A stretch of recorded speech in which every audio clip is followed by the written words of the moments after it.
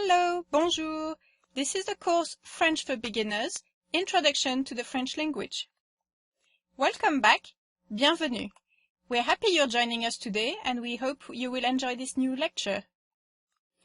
In this lecture, we're going to talk about vowels in French. This is still part of our Introduction to French Phonetics. Learning objectives, or as we call them in French, objectifs d'apprentissage. In this lecture, you will learn what vowels in French sound like. You will also learn basic conventions when reading and spelling out vowel sounds in French. This lecture will be split into 3 different parts, which you can watch in any order you like. This is now part 3 of our lecture about vowels. If you haven't watched part 1 and part 2, I suggest you watch those first. Part 1 talks about the most common vowels and the vowels with accents. Part 2 talks about vowels combined with other vowels or vowels combined with an N or an M, forming nasal sounds. Here we are going to see what vowels sound like when they're combined with some other consonants. You get new vowel sounds, but they're actually not completely new. Some of them you've already heard in part 1 and part 2. The most common one is going to be the E sound, which, if you remember, we had seen when you have the E accent grave, just like in père and mère, or we had seen in part 2 when you combine the A and the I together, when you combine A and I together, where you get the E sound. If you combine E with a double consonant, a lot of the time you're going to get the E sound again, most of the time actually. The typical cases you will see is E plus 2L, or E plus 2T, E plus 2F, E plus 2R, E plus 2S, E plus 2M, etc.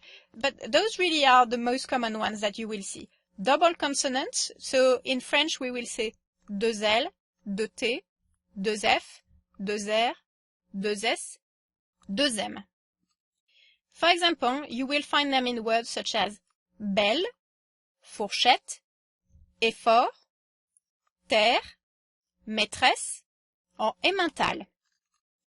You might also have a different sound when you combine an E plus R, E plus T, E plus Z. This is happening when you have the letter E and followed by this consonant at the end of a word. It's not going to happen if you have that within a word or at the beginning of a word. For example, you have words such as boucher, jouer, nez. Here, the pronunciation is the same as when you have accent aigu. Accent aigu you will use when the sound is within a word. ER, ET, EZ you will usually find when the sound is at the end of a word, never in the middle of a word or at the beginning of a word. Apart from that, you will have other sounds that can be different when a vowel is combined with a consonant. For example, remember we can combine the letter E and U together to form the sound E. But when you combine them with an F, that will actually make a more open sound. So instead of saying E, you will open your mouth a bit more and it will form the sound E. Try it. Do E and open your mouth more and you have E. That naturally makes it E. You have the same when you have O plus U, O plus E plus U combined with an F. It's going to make again the same sound. Instead of E, you will have E. When you combine an O with an R, you will also have a more open sound. Instead of having O, you will have O. So, I repeat, O, O. Now, E plus R we've mentioned before, but when it's actually at the beginning of a word instead of at the end, it might make a different sound depending on what's coming next. So, for example, you will see it might turn into E instead of E. O plus L, we have the similar thing where the sound becomes more open. So instead of O, we will have O. E plus L, we will have E turning into E again. To give you some example, we have neuf, bœuf, porte, perdre, bol, sel. So here, you see, if it wasn't changing, we would have neuf instead of neuf, bœuf instead of bœuf, porte instead of porte, perdre instead of perdre, bol instead of bol, sel instead of sel, which is not that easy to pronounce. I'm sure you noticed that. So here, why does the sound change? It's basically to make it easier to pronounce. Apart from that, we will see that there are other sounds that can change when you combine L with A and I, or E and I, or A and U and I, or E and U and I, or O, U and I. But you will see those ones are influenced by a semi-vowel sound, so we will actually cover that in the next lecture. The only thing to remember is that when you will see this combination of vowels followed by an L, they will sound different. They won't sound exactly like the sounds we saw in part 2. For example, we have the words travail, abeille, feuille, and nouille. But again, we will cover that more in depth in the next lecture. Don't panic, I know this is a lot. What we saw in part 1, part 2, and part 3, that's a lot to remember. That's a lot to memorize. But one thing you should remember is that the vast majority of words will actually follow these rules. There might be some exceptions, but the vast majority follow these rules. So if you memorize these rules, if you learn them, you will be fine.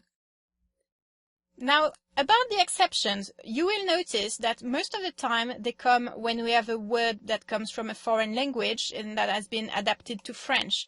I'm sure it's the same when you have some words in your own language that come from English or from French or from something else. You will notice that they don't follow the typical pronunciation rules. But the good thing is, dictionaries will always tell you how a word is pronounced, and this is why you should definitely use dictionaries, especially when you're not sure about the pronunciation. Now, the final point of this lesson, as in the previous lecture, is that really learning and applying phonetics rule is very, very important. Don't skip this step. This is exactly as if, for example, you wanted to learn swimming, but you decided you didn't want to learn the moves, you didn't want to learn how to breathe properly when swimming. You know, if you do that, you might be able to use swimming just for fun, but you could never become a competitor in an Olympic game or at a high level. So really, it's important to learn the rule, to practice them, and then you can move on and learn more interesting things. Of course, this is not so fun, so some people might prefer just reviewing these lessons once in a while, but it is important to actually be aware of the rules. Don't worry if you can't have a perfect pronunciation. This is fine, and you will progress as we go along. Here are some resources which can help you. The first one here is a video especially about vowel sounds. So you will get a few more samples with words and different ways to pronounce them. Again, I remind you about the dictionaries such as Word Référence and Larousse, or Dictionnaire on TV5, which can help you because you get models of pronunciation on these sites. So if you're not sure how to pronounce a word, check those because they have sound files that you can use. The Wikipedia link is again for people who are more interested in phonetics and who want to learn specifically the exact rules and the specific difference between, for example, French and English when it comes to these sounds. Phonetic.free.fr is a site where, again, you will find a lot of free samples that can help you if you want to practice all these sounds or if you want to practice specifically the difference between those sounds. For example, if you're not sure about the difference between and or between o and o, you will have exercises on this website and they're all completely free. The only thing to remember, you can't really use it on a mobile device, you have to use it on a computer because it runs in Flash. Now, just let's wrap up this lesson because there were 3 parts and that's pretty long to remember. There are 16 vowel sounds in French. 12 sounds are regular vowel sounds. I will give you here the phonetics for these vowels, but you don't have to learn that. It's just to help you.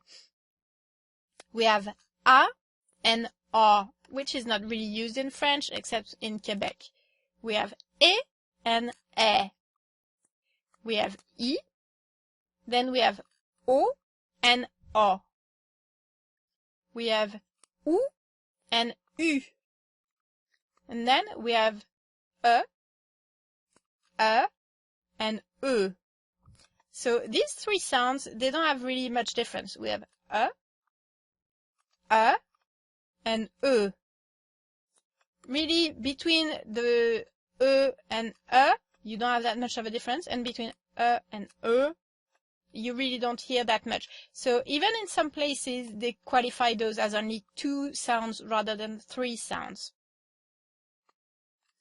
Now you have 4 nasal vowels, but again, 3 really are used in France, 4 of them are used in Quebec.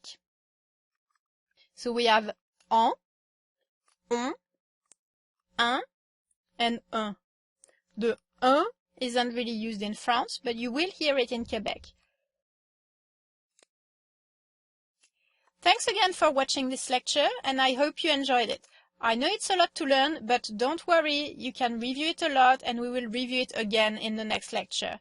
We will review all the important points as we go along in the future lessons. In the next lecture, we're going to learn about consonants and semivowels in French.